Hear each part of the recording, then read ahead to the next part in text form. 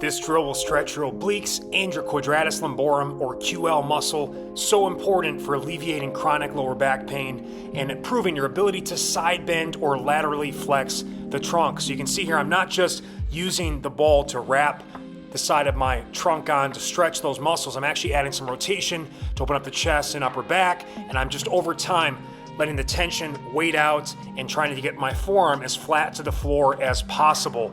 This is such an amazing drill. You'll also notice you'll have a tight side. Take that tight side and work it twice as often or twice as long outside of the workout itself. But this is such an amazing drill to work in daily, especially if you have trouble with that side bending action. This is how I like to teach people to get into the wheel in yoga, which is total extension, hips, lower back, upper back, and shoulders. So you start here just kind of getting into that initial shape, stretching the chest a bit, then get your hands on the floor and squeeze the glutes to really drive the extension through the hips. And again, you're going to extend to the lower back here, but the main focus is going to get extension through the hips and the upper back or thoracic spine. What I try to do is gradually bring my feet and hands closer and closer to the ball. Then I start to work on the extension of the arms to get more of the motion through the upper back and shoulders. And I like to inhale down, exhale up, kind of dynamic stretches. Every time I push up, I'm trying to get a little more extension into it. And by the end of it, you'll almost lift your entire body off of the ball. It takes a while to kind of loosen up into it. Just take your time, focus on good, deep belly breathing, and over time, you'll be able to do the wheel. And this is especially impressive for taller and bigger individuals.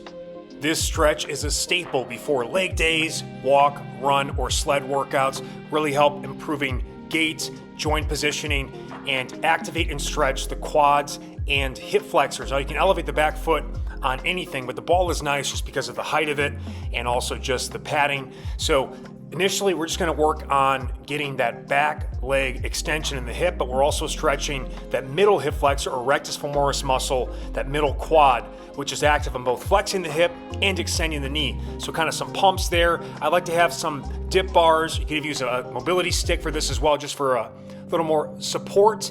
And once I kind of work that, I start doing some hip flexions of that lead leg to activate the hip flexors lead leg, and then further stretch hip flexors back leg, some pumps or pulses at the top, and then even bring in some extensions of that leg, that straight leg kick. So good for strengthening and stretching the hip flexors. A nice good lean back, engaging the core to fully stretch it out. And again, we'll be doing both sides. Pay attention to differences or imbalances between sides and do it twice as often or twice as long on the tight or weak side. This final stretch is truly the cherry on top. Now you get the heaviest med ball that you can hold between your legs and squeeze to activate the pelvic floor and traction and decompress the lumbar spine. This will also help you get more of a stretch through the lats. Now it is grip intensive, so if you can't hold for the full 2 minutes, I don't expect you to. What you can do is back off to a lighter medicine ball or just rest pause for 5 or 10 seconds as needed throughout the 2-minute block, or even do a drop set going into the body weight version of this. So again, start with the medicine ball hanging for as long as you can in that 2-minute block and either rest pause and get back in, or to the bodyweight version to finish off the remaining time. And you can even add in some scapular shrugs to get some upper mid-back work and posture correction.